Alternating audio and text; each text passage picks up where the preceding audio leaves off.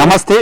తెలంగాణ రాష్ట్రం ఏర్పడి 13 సంవత్సరాలుగా వస్తుంది. సో 2 పర్యాయాలు అయితే బీఆర్ఎస్ కేసీఆర్ గారికి అవకాశం ఇచ్చారు. ఒక పర్యాయం రేవంత్ రెడ్డి గారి నేతృత్వంలో కాంగ్రెస్ పార్టీకి అవకాశం ఇచ్చారు.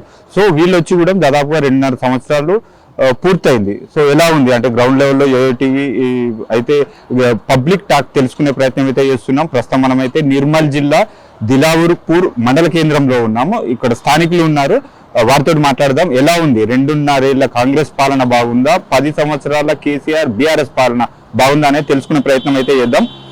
అన్నగారు నమస్తే, చెప్పండి మీ పేరు, ఇక్కడే ఉంటారు? షేక్ వసీముద్దీన్, దిలావర్పూర్ మండల్ దిలావర్పూర్. ఓకే, ఏం చేస్తుంటారు మీరు? హోటల్ బిజినెస్, దాబా హోటల్ ఉంది, హార్వెస్టర్స్ ఉన్నాయి. ఓకే, అంటే హోటల్ బిజినెస్ అంటే ఇప్పుడు మీరు ఇక్కడ స్థానికంగానే ఉంటారు. సో హోటల్ బిజినెస్ అంటే చాలా రకరకాల పీపుల్ వస్తుంటారు ఇక్కడ. సో పబ్లిక్ ఏమనుకుంటున్నారు, మీకు ఎలా ఉంది, మీ పర్సనల్ ఒపీనియన్ ఎలా ఉంది? 2.5 ఏళ్ల కాంగ్రెస్ పాలన ఎలా ఉంది? 10 సంవత్సరాల కేసీఆర్ పాలన కూడా చూశారు, ఇప్పుడు రేవంత్ రెడ్డి పాలన కూడా చూస్తున్నారు, కాంగ్రెస్ పాలన కూడా చూస్తున్నారు. సో మీ ఒపీనియన్ ఎలా ఉంది? పబ్లిక్ కూడా ఏమనుకుంటున్నారు? పబ్లిక్ కూడా అంటే పరిపాలన కాంగ్రెస్ది కూడా చూసినాము. సో మళ్ళా తెలంగాణ పరిపాలన కూడా చూసినాము కేసీఆర్ గారిది. వాళ్ళు 10 సంవత్సరాలు చేసిండ్రు, మొత్తం మన తెలంగాణకి బాకీల పాలు చేసి అప్పుల పాలు చేసి వెళ్ళిపోయినరు. ఇప్పుడు రేవంత్ రెడ్డి వచ్చిండు, పర్వాలేదు, మెన్షన్ చేస్తున్నాడు. మా ఊర్లో ఇందిరమ్మ ఇల్లు కూడా వచ్చినాయి, వ్యవసాయదారులకు రుణమాఫీ కూడా అయింది. ఇప్పుడు డబ్బులు కూడా పడుతున్నాయి. బాగా మంచిగుంది పరిపాలన రేవంత్ రెడ్డిది. వచ్చే ఎన్నికల్లో కూడా మేము కాంగ్రెస్కే సపోర్ట్ చేసి కాంగ్రెస్కే ఓటేద్దామని చూస్తున్నాం. ఓకే, అంటే ఇప్పుడు గ్రామ స్థాయిలో ఇది వాతావరణం కాబట్టి ఇక్కడ చూసుకున్నాం. కేసీఆర్ టైంలో చూసుకున్నట్టయితే దాదాపుగా 10 నుంచి 15 రోజుల్లో మొక్కజొన్న కావచ్చు, వరి ధాన్యం కావచ్చు, అంటే వడ్లు. సో ఐకేపీ సెంటర్ల ద్వారా వాళ్ళు ఇమీడియట్ గా కొనడం జరిగింది. ఇప్పుడు చూసుకున్నట్టయితే లాస్ట్ మొన్న రబీ సీజన్ చూసుకున్నట్టయితే దాదాపుగా 15 రోజుల నుంచి 2 నెలల టైం పట్టింది. అంటే ఎక్కడ అంటే అధికారులు ఫెయిల్ అయ్యారో, గవర్నమెంట్ ఫెయిల్ అయింది అంటారా? ఇంత జాప్యం ఎందుకంటే ఇప్పుడు పంట దిగుమతి ఎక్కువగా వచ్చింది కాబట్టి టైం పట్టింది అంటారు, ఏమంటారు? పంట దిగుమతి ఎక్కొచ్చింది. సో ఇంకొకటి ఏముందంటే అప్పుల పాలైంది తెలంగాణ, అందరి పేమెంట్స్ ఆగిపోయినాయి. ఆగిన వలన వర్కర్స్ కానీ, లారీలు కానీ, ట్రాన్స్పోర్ట్ కానీ ఎంత వచ్చిండ్రు. ఇప్పుడు మళ్ళా సో మెల్లగా అందరూ ముందడికి వచ్చి పంట కూడా బాగా వెళ్ళింది, పుష్కలంగా వర్షాలు పడ్డాయి, పంట కూడా పుష్కలంగా వెళ్ళింది. అందుకొరకు లేట్ అయింది, వేరే సమస్య ఏం లేదు. ఓకే, అంటే పంటల వరకు అయితే అది ఓకే. ఇప్పుడు కేసీఆర్ గారు అంటే ఆ 10 ఏళ్ల పాలన ఎందుకు నచ్చలేదు? ఇప్పుడు అంటే మీలాంటి మైనారిటీలకు కూడా చాలా కార్యక్రమాలు చేశారు. షాదీ ముబారక్ అని ఒక గొప్ప స్కీమ్ తీసుకొచ్చారు. సో మైనారిటీ పిల్లలకు వాళ్ళకి సపరేట్ హాస్టల్ ఫెసిలిటీ తోటి ఎడ్యుకేషన్ ఇస్తున్నారు. సో ఇవి 2 మీకు నచ్చినాయా, నచ్చలేదు? ఇంతకుముందు నచ్చింది, కానీ మాటలు ఒకటి చెప్పిండు, చేసిండు ఒకటి. మాకు రిజర్వేషన్ ఇస్తా అన్నాడు, మైనార్టీలకు రిజర్వేషన్ ఇవ్వలేడు. దాంట్లో ఇదైపోయినాం, మేము లాస్ అయిపోయినాం మొత్తం. మా పిల్లలు చదువుకుంటున్నారు కానీ వాళ్ళకి జాబులు లేవు. ఇవే హోటళ్ళల్లో పని చేసుకున్నాడు, లారీ డ్రైవర్ చేసుకున్నాడు, లేకుంటే పాన్ షాప్లు నడిపించుకున్నాడు, అల్లం మురబ్బా అమ్ముకున్నాడు. ఆ పరిస్థితికి వచ్చింది. మాకు కూడా రిజర్వేషన్ వస్తే మా పిల్లలు కూడా జాబ్ చేసుకుంటారు, మేము కూడా ప్రశాంతంగా జీవించగలుగుతాం. అందుకొరకు మాకు ఎట్లయితే మాకు వాదా చేసిండో ఇప్పుడు వాదా ఖిలాఫ్ చేసి చూపెట్టిండు. సో రెండోది ఏంటంటే తెలంగాణ ప్రభుత్వం వచ్చింది, కష్టపడినోడు వేరోడు, ఫలితం వేరోడుకి వచ్చింది. అంటే నిజమైన ఉద్యమకారులకైతే న్యాయం జరగలేదు, అస్సలు జరగలేదు. అంటే వారి కుటుంబానికి న్యాయం జరిగింది, ఓన్లీ వారి కుటుంబానికి, వాళ్ళ చుట్టాలకు, వాళ్ళ బంధువులకే న్యాయం జరిగింది, వేరేళ్ళకి ఎవరికి న్యాయం జరగలేదు. అందరితో అన్యాయమైంది. ఒకటి చెప్పండి, ఇప్పుడు అంతకుముందు ఇక్కడ మీకు ఎమ్మెల్యేగా ఐకిరెడ్డి ఇంద్రకరణ్ రెడ్డి గారు ఉన్నారు. సో వారి టైంలో ఎలా ఉంది? ఇప్పుడు ఇక్కడ బీజేపీ మహేశ్వర్ రెడ్డి గారు ఉన్నారు. సో ఎలా ఉంది? అంటే అందుబాటులో ఉంటున్నారా, ప్రజలకు స్థానికంగా వస్తున్నారా? అంటే గ్రౌండ్ లెవెల్లో ఎమ్మెల్యే గారి పనితీరు ఎలా ఉంది?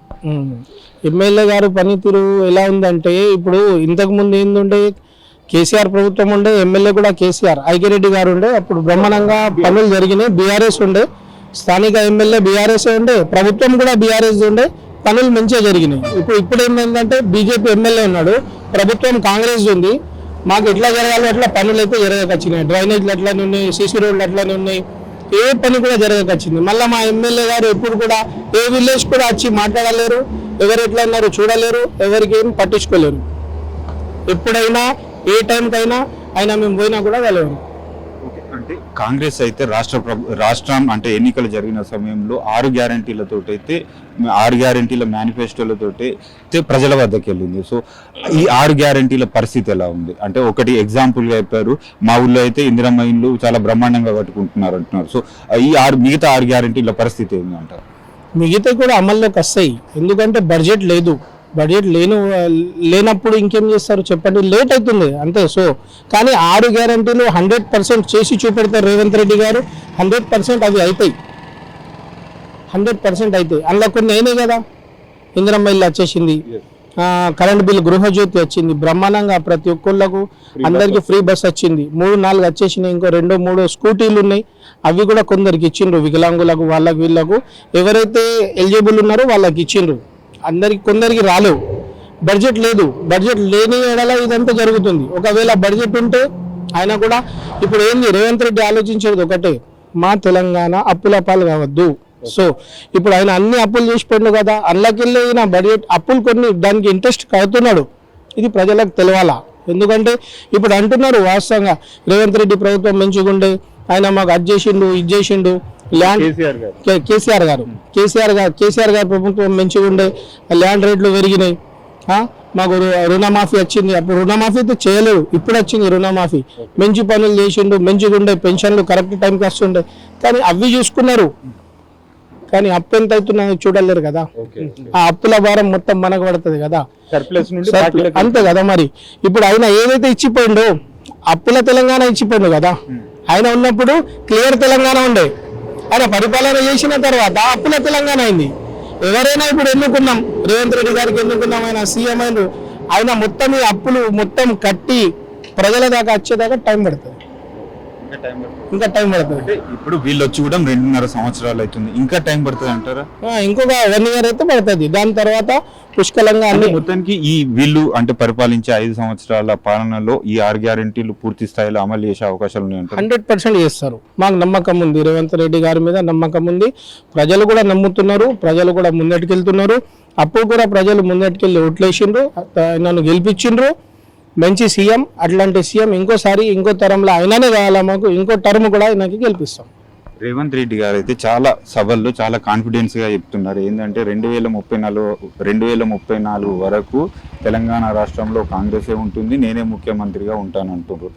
సో సాధ్యమేనంటారా? 100% సాధ్యం. 2030లో కూడా రేవంత్ రెడ్డి గారే సీఎం ఉంటారు. దేశవ్యాప్తంగా చూసుకున్నట్టయితే బీజేపీ అనేక రాష్ట్రాల్లో వికసిస్తుంది, అంటే వాళ్ళ ప్రభుత్వాలు ఏర్పడుతున్నాయి. సో ఇక్కడ మొత్తం దేశవ్యాప్తంగా చూసుకున్నట్టయితే ఒక కర్ణాటక ప్లస్ ఇక్కడ తెలంగాణలోనే ఉంది. దేశవ్యాప్తంగా అంటే రాహుల్ గాంధీని నమ్మే పరిస్థితి ఉందా, ఎట్లా ఉంటుంది? 100% రాహుల్ గాంధీని నమ్ముతారు. రాహుల్ గాంధీ వచ్చే కొన్ని రోజులలో 100% ఆయన పీఎం అవుతాడు. ఎందుకంటే మోదీ గారి పరిపాలన ఉంది, కానీ అందులో ఇప్పుడు student NEET exam paper leak అయింది, దాంట్లో ఎందరో బాధపడ్డారు, ఎందరో ఆత్మహత్యలు చేసుకున్నారు. దానికి ఎవరు బాధ్యతలు? ఒక పిల్లవాడికి ఒక తల్లిదండ్రులు చదివించాలంటే ఎంత కష్టపడుతున్నారు. ఏదో పనికి వెళ్ళి తోటలలో పని చేసుకుంటా, ఆటోలు నడిపించుకుంటా పిల్లలకు చదువుకుంటున్నారు. ఇప్పుడు మొన్న కూడా రాజస్థాన్లో పేపర్ లీక్ అయింది. ఇట్లయితే పిల్లల పరిస్థితి ఏం కాల. అందుకొరకే ఒకసారి వచ్చే ఎన్నికల్లో పిఎం గారికి కూడా బుద్ధి చెప్పుతారు ప్రజలు. 100% రాహుల్ గాంధీ పిఎం అవుతాడు. అంటే మీకు బీజేపీ ప్రభుత్వం మీకైతే మైనారిటీలకు 3 తలాక్ లాంటి ఒక గొప్ప స్కీమ్ తీసుకొచ్చారు. దాంతో చాలా అంటే మహిళలు అయితే పెద్ద ఎత్తున బ్రహ్మరథం పడుతున్న పరిస్థితి. 3 తలాక్ పైన మీరేమంటారు? 3 తలాక్ అనేది అంటే చెప్పేది ఒకటి, మా పుస్తకంలో రాసింది వేరే. ఎవరైనా మహిళ తప్పులు చేస్తే ఆమెకు ఒక 3 months టైం ఇవ్వాలా. ఇప్పుడు 3 తలాక్ జియో ఏదైతే వచ్చిందో అందులో కూడా అదే ఉంది. మొహమ్మడన్ లా ప్రకారం ఎవరైనా మహిళ తప్పు చేస్తే భర్తతోని అంటే మంచిగా ఉండకుంటే ఆ పరిస్థితిలో ఎట్లయితే ఇప్పుడు డివోర్స్ ఉంటుందో కోర్టులో, అదే మా మైనార్టీల లా ప్రకారం 3 తలాక్ ఉండే. కానీ ఎవరైతే ఇప్పుడు చెప్తున్నారో 3 సార్లు తలాక్ అంటే ఆమె బంధం తెగిపోతుంది, తలాక్ అయిపోతుంది, డివోర్స్ అయిపోతుంది, అది తప్పు, అది కాదు. దానికి కూడా టైం ఉంటుంది. 1 month, 2 months, 3 months, దాని తర్వాత డివోర్స్ అవుతుంది. అది.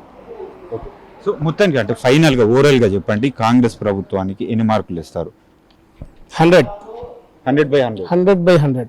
నెక్స్ట్ సారి కూడా అవకాశాలు ఎట్లా ఉంటాయి అంటే అప్పటికి అంటే కేసీఆర్ బయటకు వచ్చి మరి మళ్ళీ విజృంభించే అవకాశాలు లేదంటారు? అస్సలు లేవు. ఎందుకంటే వాళ్ళ ఇంట్లోనే గొడవలు అవుతున్నాయి కదా, చూస్తున్నారు కదా ప్రజలు. ప్రజలు 10 సంవత్సరాలు అమాయకులు, కానీ ఇప్పుడు అమాయకులు లేరు, మారిపోయినారు. ప్రజలకు తెలిసిపోయింది. వాళ్ళ ఇంట్లోనే గొడవ అవుతుంది. వాళ్ళ పంచాయతీలో మేము దింపబడుతున్నది, మా పంచాయతీలో వాళ్ళు ఏం దింపుతారు చెప్పండి? కరెక్టే కదా, నమ్మేది ప్రసక్తే లేదు. ఇప్పుడు తెలంగాణలో మరో కొత్త పార్టీ వచ్చింది అంటే టీఆర్ఎస్ తెలంగాణ రక్షణ సేన అని. కేసీఆర్ గారి డాక్టర్ కవిత గారు అయితే వచ్చేసారు, అంటే పొలిటికల్ పార్టీ పెట్టేశారు. సో కవిత గారి అంటే వారి యొక్క ప్రభావం తెలంగాణలో ఓటర్ల పైన కావచ్చు, తెలంగాణ రాష్ట్రంలో కావచ్చు ఎలా ఉండబోతుంది? మీ అంచనా ఎలా? వాళ్ళ నాన్నదే ప్రభావం లేదు, ఈమెది ఏముంటుంది? వాళ్ళ నాన్నదే లేదు, వాళ్ళ అన్నదే లేదు, వాళ్ళే ఒకటి లేరు కదా. చలో ముగ్గురు కలిసి వచ్చి ఎవరికైనా సంజాయించి మాకు ఓటు వేయాలంటే మేము వేస్తాం, కానీ వాళ్ళే విడిపోయినారు కదా. అక్క అన్న గురించి చెప్తున్నది, తమ్ముడు అక్క గురించి చెప్తున్నాడు, ఇద్దరు కలిసి అక్క ఏమో మామ గురించి చెప్తుంది, సొంత తండ్రి గురించి చెప్తున్నది కదా. ఎవరు నమ్మాలా? ఓన్లీ వాళ్ళు ప్రభుత్వం నడిపించింది వాళ్ళ కొరకే, ప్రజల కొరకు కాదు. వాళ్ళ కుటుంబాలే బాగుపడ్డాయి. మళ్ళా వాళ్ళకు ప్రజలు ఓట్లేసి గెలిపించినా కూడా వాళ్ళ కుటుంబాల కొరకే చూసుకుంటారు. Okay, right.